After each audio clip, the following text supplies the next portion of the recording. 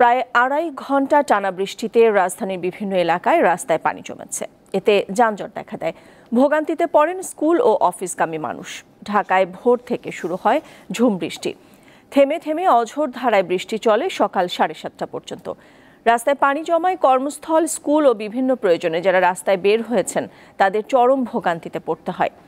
বেশি পানি জমে কারওয়ান বাজার এলাকায়। এছাড়া আদাবর, নূরজাহান রোড, ধানমন্ডি, কলাবাগান, কাঁঠালবাগান, শেওড়াপাড়া, মালিবাগ, তেজতুরি বাজার, বংশাল, বকশীবাজার, সাতরাস্তা, তেজগাঁও, তেজকুনিপাড়া সহ বিভিন্ন এলাকার রাস্তায় পানি জমে।